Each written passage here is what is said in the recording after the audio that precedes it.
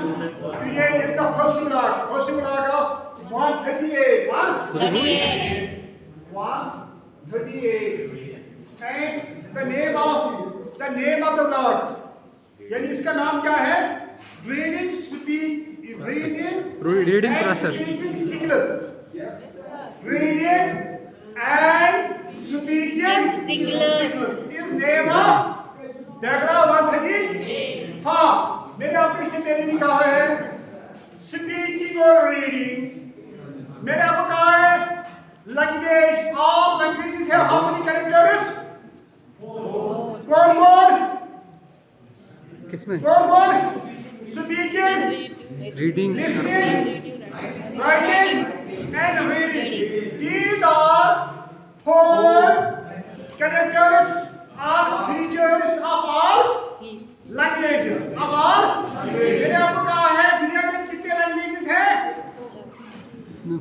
More than 8,000 languages. More than. हाँ, मैंने आपको कहा है I have spoken to that there is difference between animal language and human language, isn't it? मैंने आपको कहा है कि animals use fixed sounds.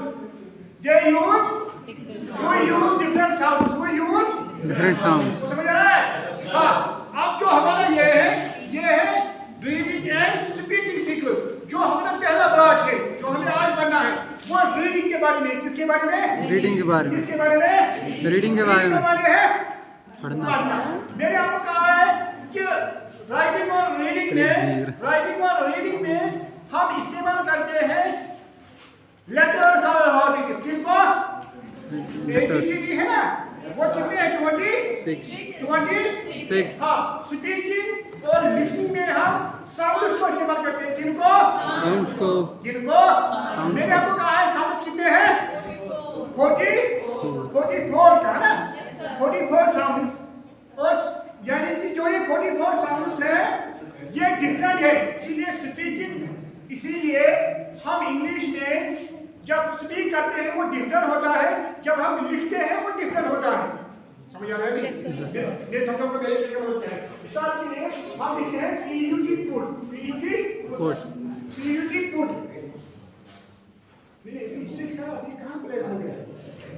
हाँ,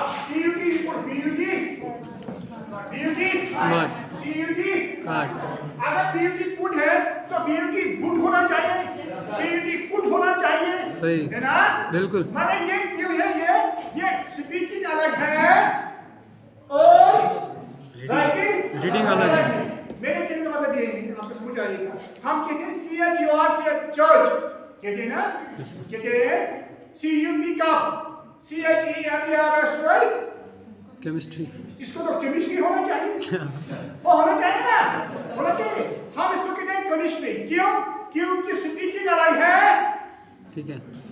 राइटिंग, यानी कि English is such a language where we speak in another way but read and write in another way, because for reading and writing we use letters of alphabets. For reading and writing we use letters of, for speaking and listening we use sounds. तो मैंने आपको कहा है letters of alphabets आपको मालूम है कितने हैं? 26। साउंड्स मैंने आपको कहा कितने हैं? 44। इसीलिए जब हम आर्टिकल पढ़ते हैं an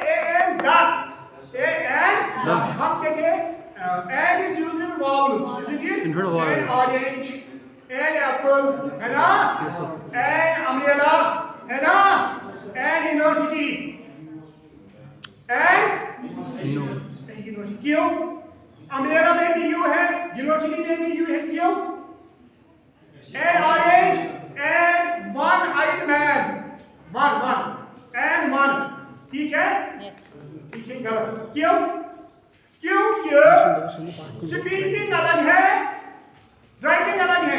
ये जो हम आज के इस्तेमाल करते हैं एंड ये हम वावल साउंड्स के साथ इस्तेमाल करते हैं। किनके साथ?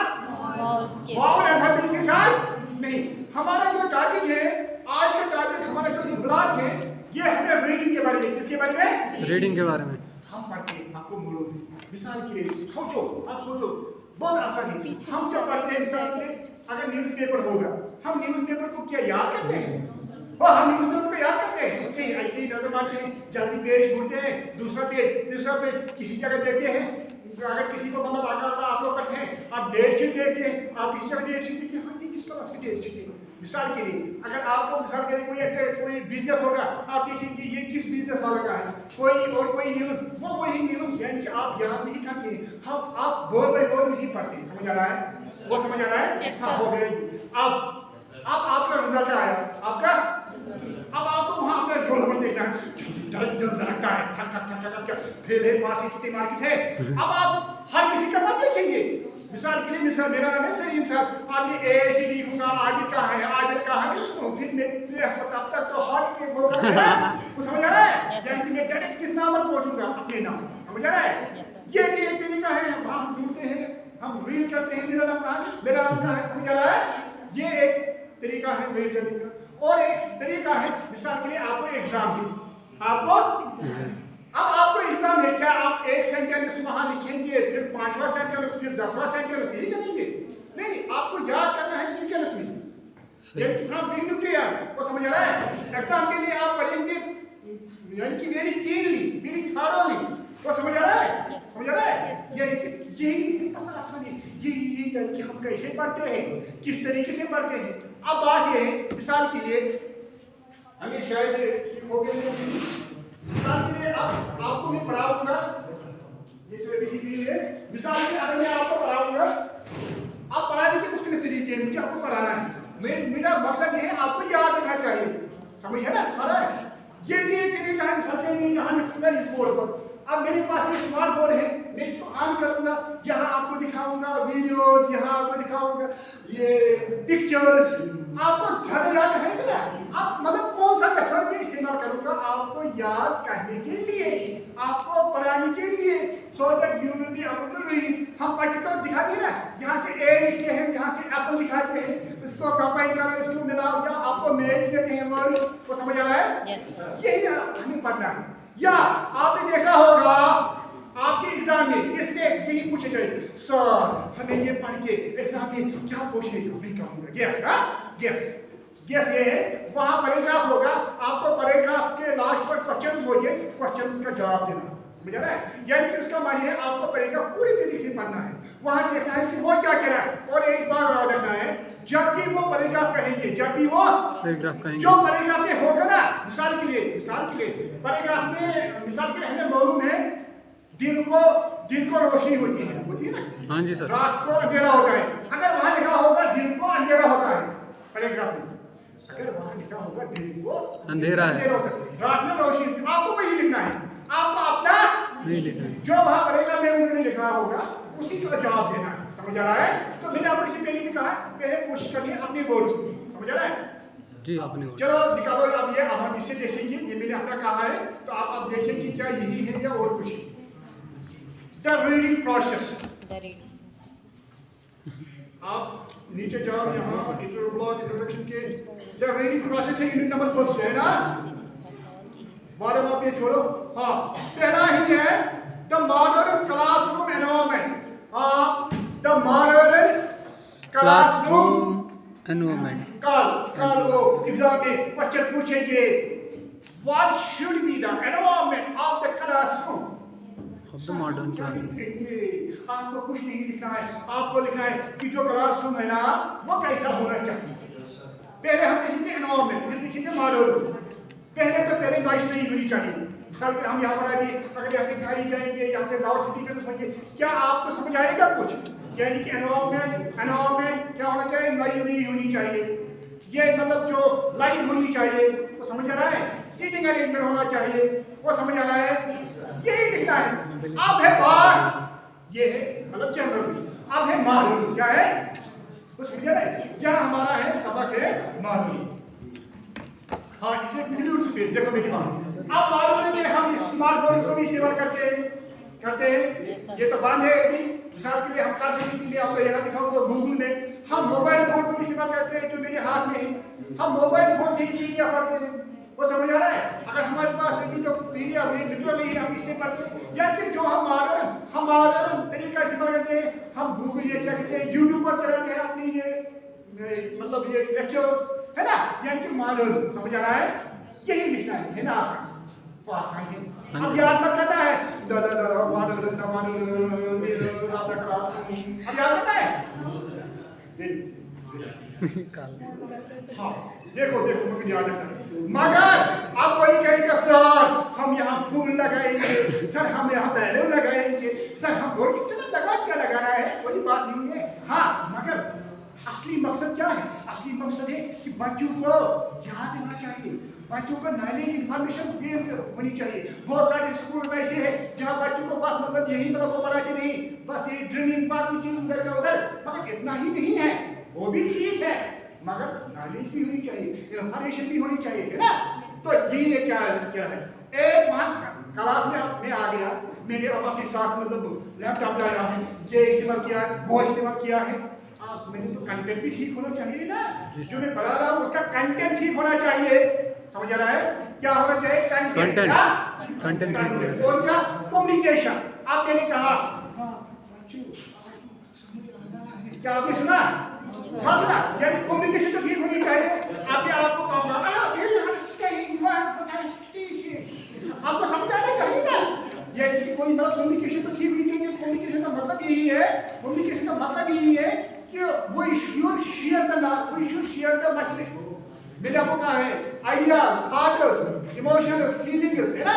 हाँ अगर आपको वो आप पर नहीं, आप उसको अंडरस्टैंड नहीं करेंगे तो उसको कम्युनिकेशन नहीं कहते हैं। हाँ और क्या? कॉग्निशन। कॉग्निशन का मतलब ये है, सुनो मेरी बात, कॉग्निशन दिमाग से डील करता है। मिसाल के लिए जब आप वहां थे कॉलेज में 10th क्लास में, उस वक्त आपका दिमाग उतना मतलब नहीं है जितना आज है।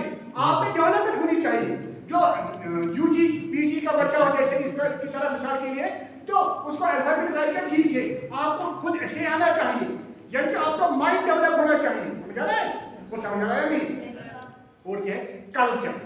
और कल्चर का भी क्योंकि सोसाइटी का ख्याल रखना होता है। मिसाल के लिए मेरी बात सुनो, मैं आपको कहूंगा मैं इंग्लिश पढ़ा रहा हूँ, मिसाल के लिए यहाँ बहुत सारे प्लेन्स हैं, यहाँ बहुत सारे क्या कहते हैं इनको, पोइट्री, बहुत सारे लव पोइट्री हैं, इसकी मजाजी है, बहुत सारे लव वहाँ इधर का उधर, यहाँ मतलब वो कहते हैं एक्सपोज करते हैं।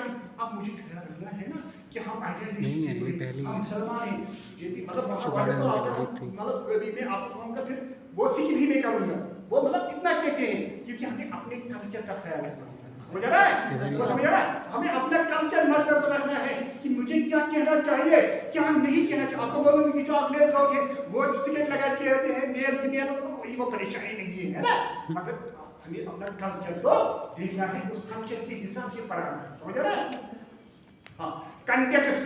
हाँ और कंटेक्स्ट का मान है, मिसाल के लिए मुझे आज पढ़ाना है रीडिंग, मैंने कहा मेरा लेसन है रीडिंग, अब मैं कहूँगा हाँ हमें रीडिंग पढ़ना है, हमें रीडिंग पढ़ना है, उससे क्या होगा? मुझे इसको कंटेक्स्ट में इस्तेमाल करना है। मिसाल के मैंने आपको इससे पहले भी कहा, मिसाल के लिए अगर आपको मैं सोचूंगा कि आपको वर्ड पावर, आपको वर्ड मतलब पावर वोकैबुलरी ज़्यादा होनी चाहिए। अब मैं कहूँगा हाँ ये जो डिक्शनरी ए से बी तक याद करना, अल्फाबेट्स को, ये वर्ड्स को, वो याद रहेंगे आपको? मत रहेंगे। और अगर रहेंगे भी फिर आप इनको यूज नहीं कर सकेंगे। ये कैसे? जब कंटेक्ट, मैंने आपको सिंपली का मिसाल के लिए 11th में आपका लेसन था पापा एंड शूटर, आपको याद है शूटर किसे कहते हैं? लवर को। ये कैसे आपको रहा याद? जब हमने वहां कंटेक्स्ट में इस्तेमाल किया है। इसीलिए जब हम आपको पढ़ाते हैं, हम आपको मिसाल के लिए वो एसेस पढ़ाते हैं, हम आपको सिनोनिम्स पढ़ाते हैं, सिनोनिम्स से आपको याद रहता है। समझ आ रहा है? समझ आ रहा है? समझ आ रहा है? ये है। और क्या है दूसरा? खुद भी देखो, डेवलपिंग, हाँ डेवलपिंग रीडिंग स्किल्स, हाँ डेवलपिंग रीडिंग। अब आपने मुझे रीडिंग स्किल्स डेवलप करनी है। क्या करने हैं कि आप कैसे पढ़ेंगे? अब पहले ही मैंने कहा है कि लैंग्वेज के 4 कैरेक्टर से रीडिंग 1 कैरेक्टर है, तो मैं कैसे करूंगा? आपको मैं आपकी डेवलप कैसे होनी चाहिए? हाँ हम यहीं देखेंगे। हाँ सबसे पहले मेरी बात सुनो, मिसाल के लिए कोई बच्चा है, बच्चे के, हाँ आपने वो जोक सुना है, कोई पॉलिटिशियन था, कोई भी मुझे मालूम नहीं कौन था, तो उसको मतलब उसने कुछ पढ़ा नहीं था। मैं ये नहीं कहा कि सब पॉलिटिशियन ऐसे हैं, मतलब बहुत सारे ज़्यादा ऐसे ही हैं, तो उसने पढ़ा नहीं था। जब वो सुबह उठा तो उसको उन्होंने न्यूज़पेपर रखा है, जब उसने न्यूज़पेपर देखा है उसने उसको उल्टा करके पढ़ा है, उल्टा करके, समझ रहा है? तो उसने देखा हो गाड़ी का एक्सीडेंट हो गया, ऐसे उसने पढ़ा नहीं, उसने इसके टायर ऊपर किए ना खुद ही उल्टा किया ना उसको, उसने उनको इंप्रेशन करने के लिए कहा गाड़ी का एक्सीडेंट हुआ, हमें वहां भी जाना है। मैंने कहा ये गाड़ी का एक्सीडेंट नहीं हुआ, ये पेपर का एक्सीडेंट हो गया यार, ऐसे इसको बुरा हुआ। तो मेरे कहने का मतलब ये है, मेरे कहने का मतलब ये है क्या है, चलेंगे साथ डिकोडिंग। पहले तो आपको डिकोड करना आना चाहिए। मिसाल के लिए अगर आपको किसी को हिंदी नहीं आता है, किसी को पर्शियन नहीं आता है, अगर मैं आपको आगे रखूंगा वो आपको वो आएगा। सबसे पहले हमें डिकोड करना होता है। क्या करना होता है? डिकोडिंग। यानी जो भी कुछ लिखा हुआ होता है वो कोडिंग फॉर्म में होता है। क्या होता है? Coding form. क्या होता है? कोडिंग फॉर्म में। वो एक्चुअली कोड, मिसाल के लिए ये मार्कर है, समझ, ये हमने इसका कोड रखा है मार्कर। मिसाल के लिए पानी, उर्दू में हम इसको पानी कहते हैं, हिंदी में इसको जल कहते हैं, इंग्लिश में वाटर कहते हैं, कश्मीरी में आप कहते हैं। चीज तो एक ही है मगर हमने इसका कोड अलग अलग रखा है। अब आपको ये कोड मालूम होना चाहिए, तो समझ आ रहा है? ये कोड मिसाल के अगर चाइनीज लोग यहाँ होंगे चाचू चू ची चा, हमें वो समझ नहीं आएगा क्योंकि उन्होंने और किसी को चा इसको कहते हैं, चू इसको कहते हैं, चाचू आप कहते हैं उन्होंने चाचू को कहा।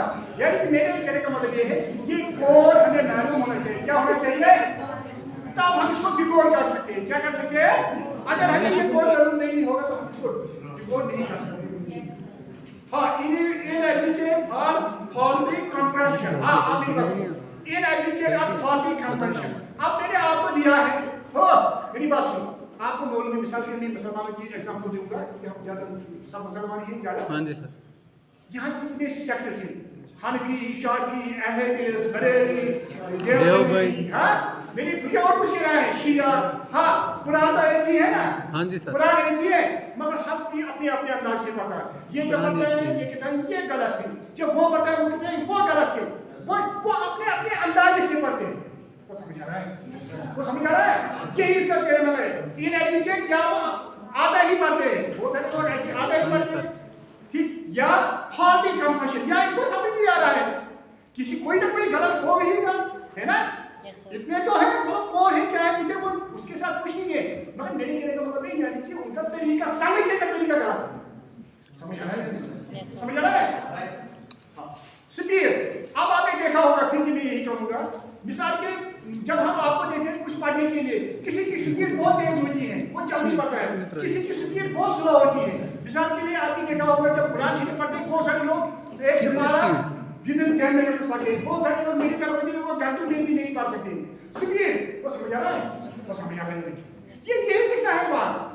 कल कहेंगे what are the characteristics of the reading, what are the characteristics of the reading, यही है स्पीड। ये वो गाड़ी वो किसी पे नहीं है, ये यानी कि किस अंदाजे में वो पढ़ते हैं, कितना टाइम वो पढ़ने में लेते हैं। वो समझ आ रहा है? वो समझ आ रहा है? हाँ, the reading spelling correspondence, the reading spelling correspondence, जो मैंने भी कहा है, कोई पढ़ेगा ओ दिस इज पिस्कोलॉजी, समझे, वो रीडिंग करेगा स्पेलिंग से, इसको मतलब ये सोचता है कि पिस्कोलॉजी नहीं है, ये साइकोलॉजी है। कोई कहेगा दिस इज केमिस्ट्री, ये केमिस्ट्री नहीं है, केमिस्ट्री है। वो समझ आ रहा है? यानी कि लोग बहुत सारे लोग मतलब स्पेलिंग देखते हैं मगर स्पेलिंग करेक्शन नहीं है। समझ रहा है? समझ आ रहा है? ये important question, classification of reading techniques. आप उसके टेक्निक से, टेक्निक है ना, टेक्निक तरीका, कौन सा तरीका, ये वाला इंपॉर्टेंट है, सबसे इंपॉर्टेंट है। लॉन्ग में यही पूछा जाएगा 100% लिख के लो। क्लासिफिकेशन ऑफ रीडिंग टेक्निक्स लिख के लो एग्जाम में। तो एक होता है एक्सटेंसिव का वो पूछेंगे what is difference between extensive and intensive reading. हाँ लिख के लो, ये क्वेश्चन होगा। फिर कैसे होगा, make the difference between extensive and intensive reading, या डिफाइन एक्सटेंसिव इंटेंसिव कैसे होगा, क्या होगा। हाँ, एक्सटेंसिव एंड इंटेंसिव रीडिंग, वो मेरी बात सुनो। एक्सटेंसिव का माने होता है सुपरफिशियली, क्या सुपरफिशियली का माने जैसे हम न्यूज़ में पढ़ते हैं ना, वो समझ आ रहा है? हम वहां थोड़ा थोड़ा पढ़ते हैं, हर कोई वर्ड हम नहीं पढ़ते, हर कोई सेंटेंस नहीं पढ़ते हैं। समझ आ रहा है? इसको क्या कहते हैं? एक्सटेंसिव। क्या इसको जब हम सुपरफिशियली पढ़ेंगे, जब हम पूरे तरीके से नहीं पढ़ेंगे, जब हम फारिस इंपॉर्टेंट पॉइंट्स पढ़ेंगे, वो समझ आ रहा है? मिसाल के लिए न्यूज पेपर में हम एक पेज लास्ट में पढ़ते हैं, मत पढ़ते, समझ रहे हैं? हाँ, और एक है इंटेंसिव, क्या है इंटेंसिव का मतलब Intensive reading. इन डेप्थ पूरा पढ़ना। जब जैसे आप एग्जाम के लिए पढ़ते हैं, जैसे आप, या मैंने आपको इससे पहले भी कहा है, जैसे वहां आपको पैसेज देते हैं ना, वो पैसेज में आपको वो डीपली पढ़ना होता है, आप डीपली पे हैं, क्योंकि फिर आपको क्वेश्चंस का जवाब भी देना होता है। समझ आ रहा है? वो समझ आ रहा है? हाँ, अब है ये इंपॉर्टेंट है, ये लिख के लो, ये इंटेंसिव, फिर वो कैसे पूछेंगे, समझ आया? समझ आया? Yes, sir. हाँ, reading readiness exercise, reading readiness exercise. हाँ, मेरी बात सुनो, आप मुझे आपको समझाना है कि कैसे आप रीडिंग करेंगे। आप मतलब आप तो बड़े हैं, आपने मुझे छोटे बच्चों को पढ़ाना है, आपने क्या उनको डायरेक्टली तो उठा पढ़ो यहाँ से नहीं, मुझे उनको दिखाना है, इंसान के लिए पिक्चर्स दिखाने हैं, वीडियो दिखाने हैं, वो समझ आ रहा है? तो समझ आ रहा है? यानी कि कोई ये कह रहा है विजुअल डिस्क्रिमिनेशन, मिसाल के लिए विजुअली आपको दिखाऊंगा, यहाँ मैं ए लिखूंगा, यहाँ आप उसको देखेंगे, मैं एप्पल लिखा यहाँ दिखाऊंगा आपको, समझ आ रहा है? वो समझ आ रहा है? इसको कहते हैं विजुअल डिस्क्रिमिनेशन।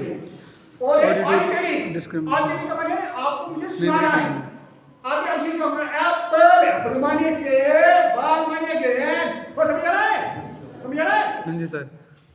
मेमोरी ट्रेनिंग, अब मुझे आपको बहुत सारे मतलब जो बच्चे होते हैं इनको याद करवाना होता है, Apple Apple Apple Apple, Apple Apple, memory, वो समझ आ रहा है? समझ आ रहा है? ये इसी तरीके से हाँ, विजुअल डिस्क्रिमिनेशन और जैसे मैंने आपको कहा memory training, the reading process. हाँ, अब रीड भी कैसे करना है, आपको ये करेगा काम वो पीछे से आएगा, वो समझ आ रहा है? बच्चे को पीछे से पढ़ेगा, वो कहेंगे मैंने रीड किया नहीं, उसका भी मतलब अंदाजा होता है, पहले बिगिनिंग फिर मिडल टू एंड, जैसे हम लिखते हैं वही है, पहले introduction.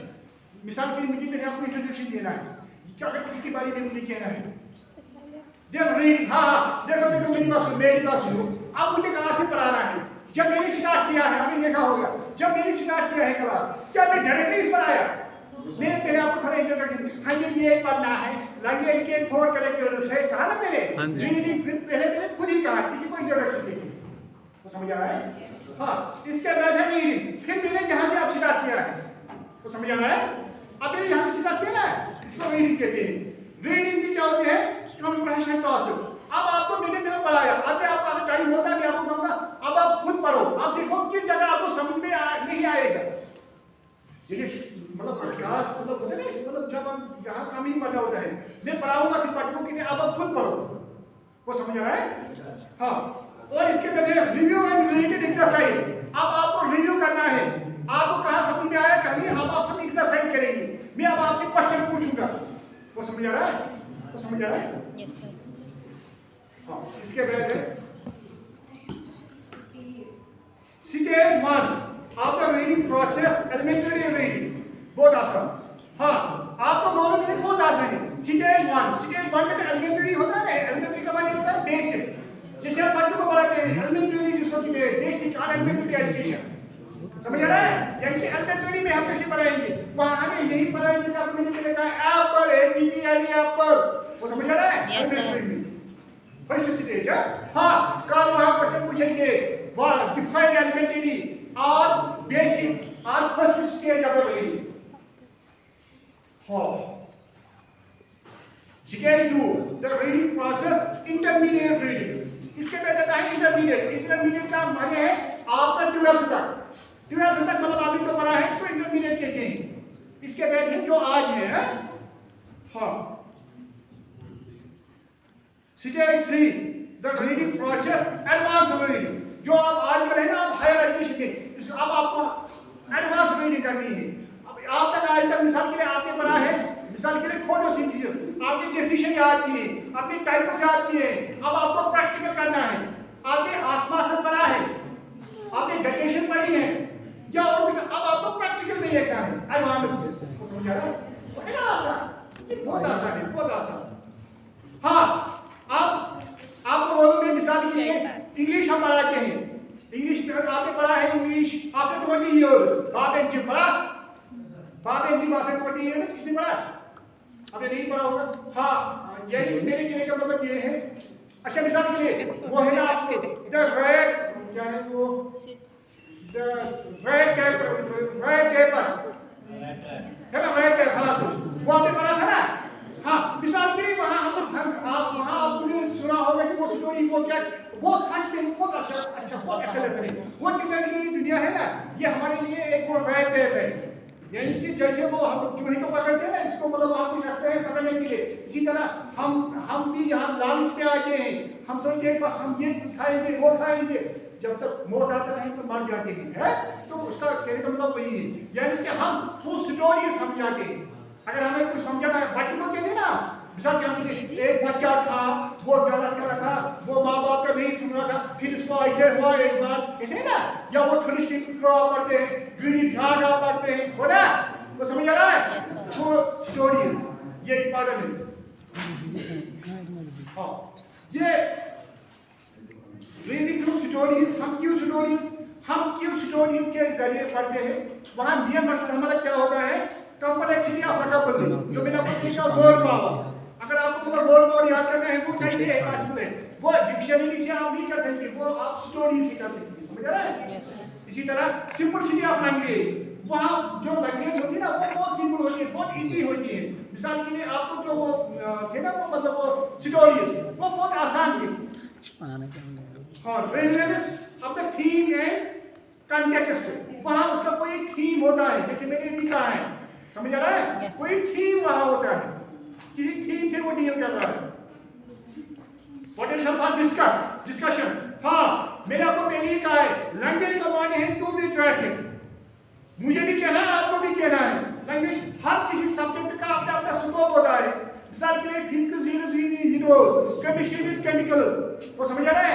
Economics with money, politics science with politicians, history with past. Language का मेन मकसद है कि नहीं कि अपन को कम्युनिकेट, आप तो नहीं कहते हैं मगर वो तो डिस्कशन तो जरूरी है लैंग्वेज क्लास में।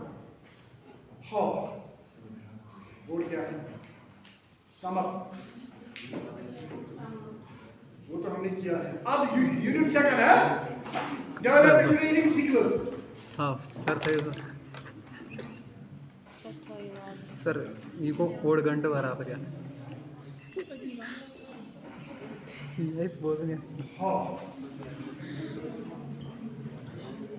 इम्पोर्टेंट और एक इम्पोर्टेंट क्वेश्चन, दो क्वेश्चन में इंटरनल है और क्या वो मैंने इंटेंसिव एक्सटेंसिव और ये types of reading, long question में इम्पोर्टेंट क्वेश्चन लॉन्ग में टाइप्स ऑफ, हाँ रीडिंग के मुख्तलिफ किस्में, एक होता है रीडिंग फॉर प्लेजर, किसी को मजा आता है पढ़ने में, कोई नावल पढ़ता है, कोई कुरान पढ़ता है, कोई बाइबल पढ़ता है, कोई किताब पढ़ता है, इसको उसमें मजा आता है पढ़ने में, वहाँ इसको इन्फॉर्मेशन हाथ नहीं डालनी होती है, वो समझ आ रहा है?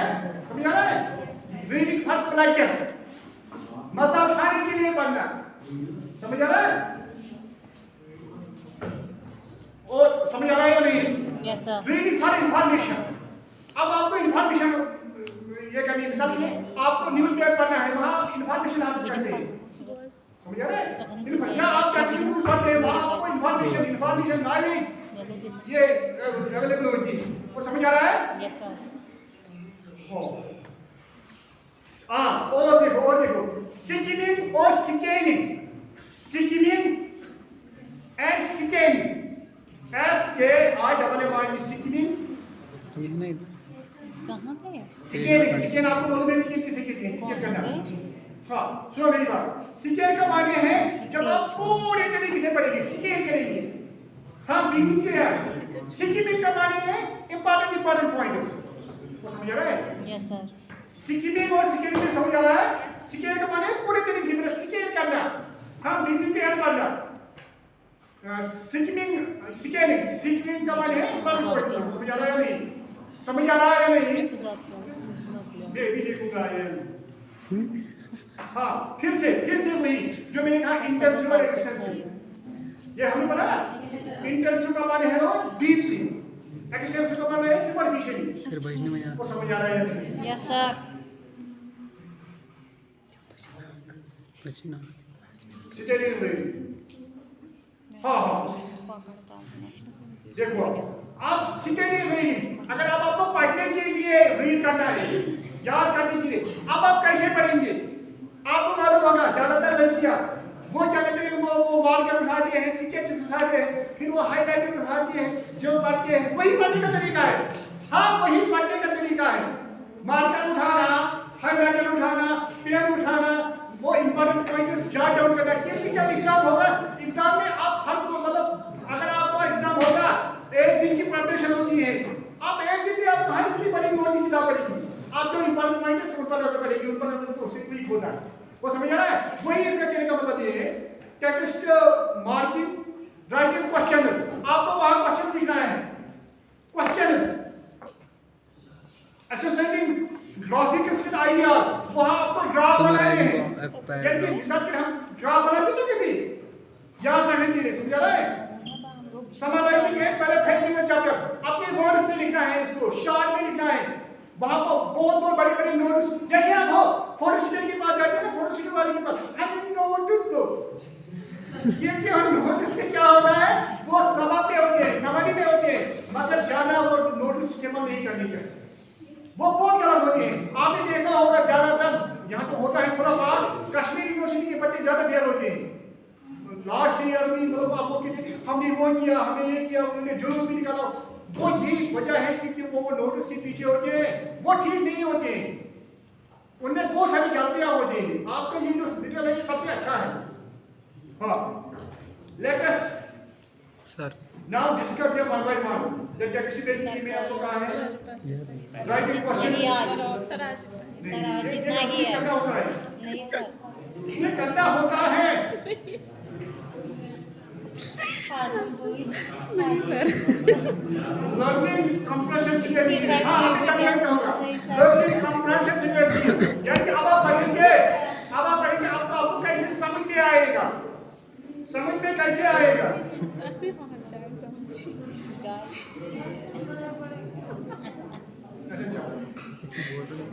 Sir thank you. हाँ ओके सर।